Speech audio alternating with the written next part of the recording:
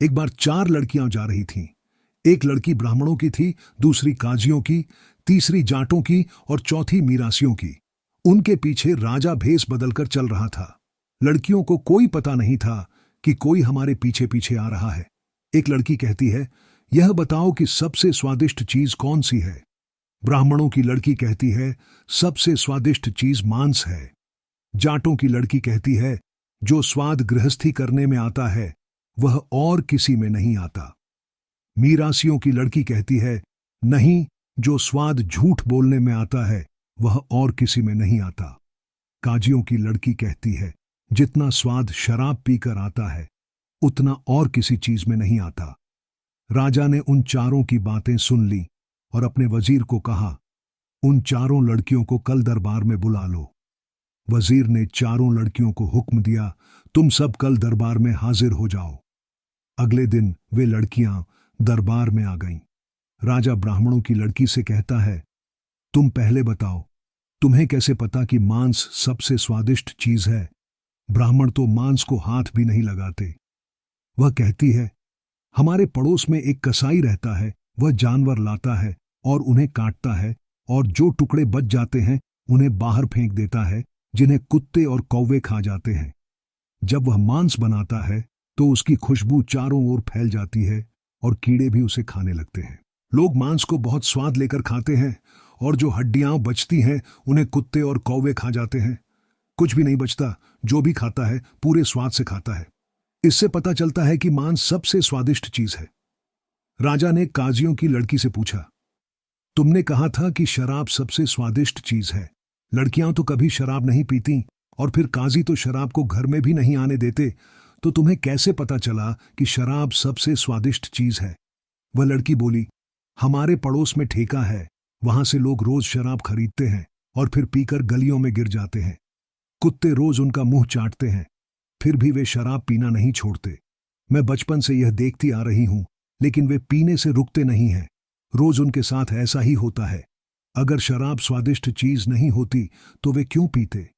राजा ने जाटों की लड़की से पूछा, तुमने कहा था कि सबसे ज्यादा स्वाद गृहस्थ जीवन में आता है, वह किसी और चीज में नहीं आता। तुम तो कुंवारी लड़की हो, तुम्हें इसके बारे में कैसे पता। वह लड़की बोली, हमारे पड़ोस में एक औरत और आदमी रहते हैं, उनके 10-12 बच्चे हैं। जब उस औरत का बच्चा होने वाला होता है तो वह चीख चीख कर कहती है, रब्बा, तूने बहुत कुछ दिया, अब और कुछ नहीं करना। लेकिन फिर 1.5 साल बाद उनके बच्चे हो जाते हैं। अगर गृहस्थ जीवन में कोई स्वाद नहीं होता तो वह हर साल 1.5 साल बाद यह दुख क्यों सहती। राजा ने मिरासियों की लड़की से पूछा, अब तुम बताओ कि झूठ बोलने में क्या स्वाद आता है।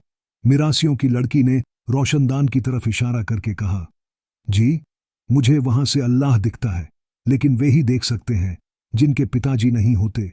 जिनके पिताजी होते हैं वे नहीं देख सकते। सारे दरबारी और जितने भी दरबार में बैठे थे शोर मचाने लगे, मुझे भी अल्लाह दिखता है, मुझे भी अल्लाह दिखता है। मिरासियों की लड़की धीरे से राजा से बोली, देखा झूठ बोलने का स्वाद। राजा ने चारों लड़कियों से कहा, तुम सब ठीक हो। उसने चारों लड़कियों को इनाम देकर घर भेज दिया।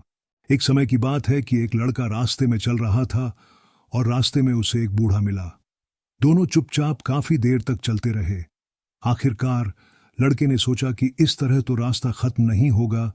उसने बूढ़े से कहा, बाबा, पहले तुम मुझे उठा लो, फिर मैं तुम्हें उठा लूंगा। बूढ़ा बोला, लड़के, तुम कैसी बातें कर रहे हो। क्या कभी सफर में ऐसा हुआ है।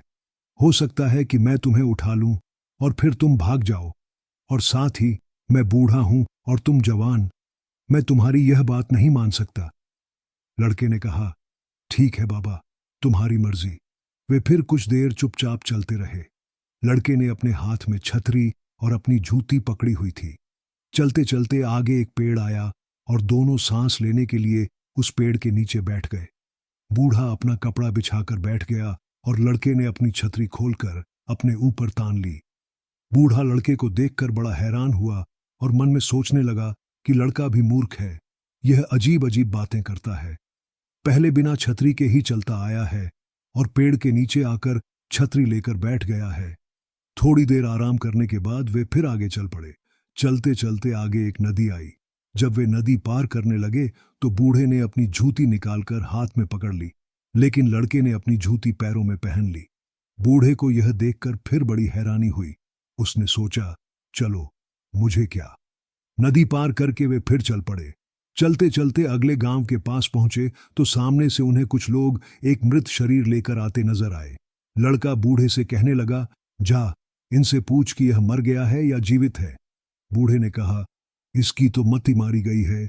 इसे दिखता नहीं कि वे मृत शरीर को लेकर जलाने जा रहे हैं, और यह पूछ रहा है मर गया है या जीवित है। वे आगे बढ़े तो कुछ किसान बाजरा कूट रहे थे। लड़के ने उस बूढ़े से कहा, जा, पता कर कि यह बाजरा उन्होंने खा लिया है या अभी खाना है। बूढ़े को लड़के की इस बात पर भी बड़ी हैरानी हुई और उसने लड़के की इस बात की ओर भी ध्यान नहीं दिया और वह आगे बढ़ गए।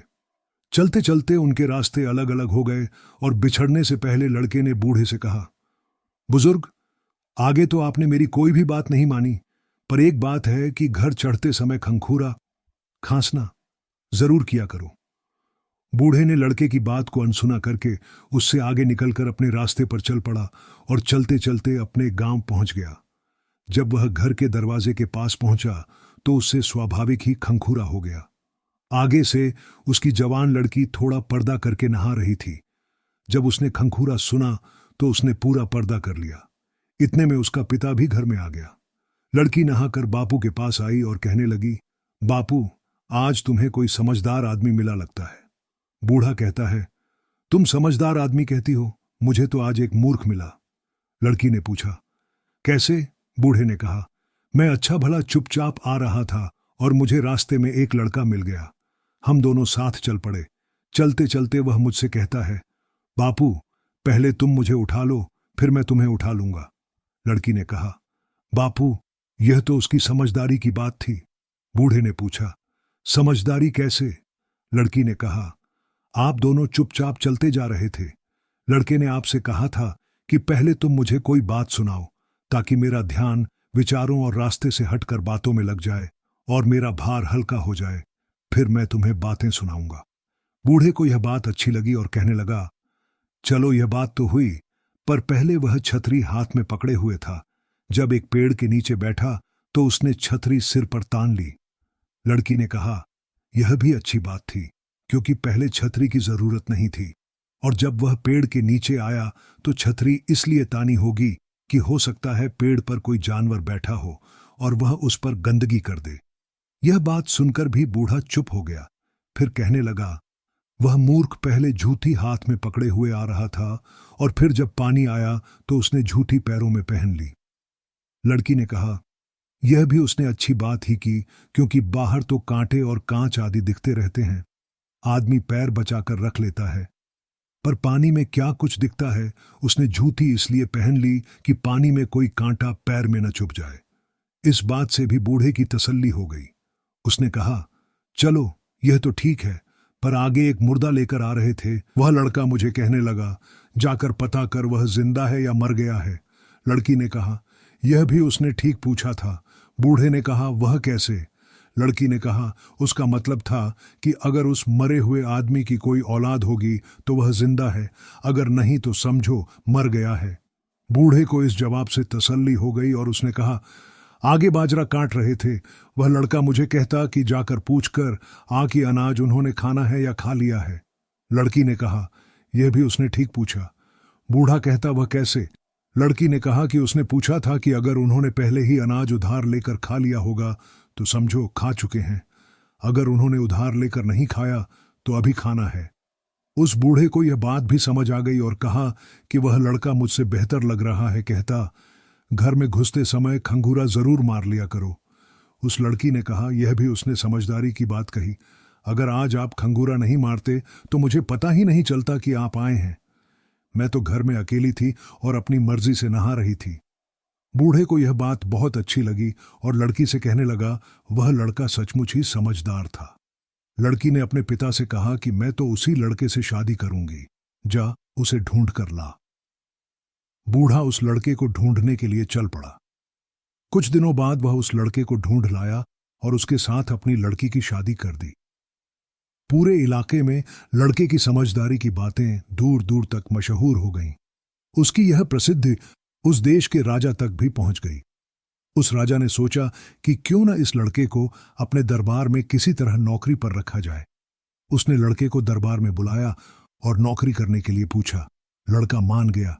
लड़का अपनी पत्नी को लेकर राजा के शहर आ गया और राजा की नौकरी करने लगा। उस राजा के पुराने पुराने मंत्री उस छोटी उम्र के लड़के की बुद्धि पर दंग रह जाते और उससे जलते थे, और जब भी उन्हें मौका मिलता वे राजा के कान भरते रहते। एक दिन उन्होंने राजा को सिखा दिया कि हे राजा, इस लड़के ने अपने लिए आसमान में महल बनाए हुए हैं। आप इसे कहें कि आपके लिए भी एक बढ़िया सा महल आसमान में बना दे। राजा को यह बात बहुत पसंद आई और उसने लड़के को बुलाकर कहा, मेरे लिए आसमान में महल बना दे। वह नौजवान राजा की बात सुनकर घर आया और उदास होकर बैठ गया। उसकी पत्नी ने उससे उदासी का कारण पूछा तो उसने राजा की इच्छा बताई। उसकी पत्नी ने कहा कि तुम चिंता मत करो और राजा से कहो कि इसमें बहुत खर्चा आएगा और महल बन जाएंगे। नौजवान ने राजा से जाकर यह बात कही। उसकी पत्नी ने कहा कि तुम राजा से समय समय पर बहुत सारा पैसा लेते रहना। वह नौजवान राजा से पैसे लाता रहा और जमा करता रहा। इधर उसकी पत्नी ने कुछ तोते खरीद लिए और उन्हें रोज यह सिखाने लगी कि लाओ ईंटें, लाओ गारा, लाओ ईंटें, लाओ गारा। जब वह तोते बोलने में पूरी तरह सक्षम हो गए तो उस नौजवान की पत्नी ने उससे कहा कि तुम दरबार में जाकर राजा से कहो कि अपने अमीरों और वजीरों को हुक्म दें कि आसमान में बने महलों को देख कर आएं। उधर लड़की ने राजा के दरबार के ऊपर तोते उड़ा दिए और वे ऊपर से जोर जोर से आवाजें देने लगे, लाओ ईंटें, लाओ गारा। नौजवान ने जाकर राजा से कहा कि हुजूर, ऊपर बने महलों को देखने के लिए अमीर वजीर भेजें और साथ ही ईंटें और गारा ऊपर पहुंचाएं। राजा ने वजीरों को हुक्म दिया तो वे कहने लगे, जनाब, हम कैसे ऊपर जा सकते हैं? उसने कहा, जैसे यह नौजवान जा सकता है। राजा ने उस नौजवान से पूछा कि इन्हें ऊपर कैसे भेजा जाए। उसने कहा, जनाब, एक बड़ी सी चरखी बनाकर इन्हें उसमें चढ़ाकर आग लगा दो, ये खुद ब खुद ऊपर पहुंच जाएंगे। राजा ने उसी तरह किया।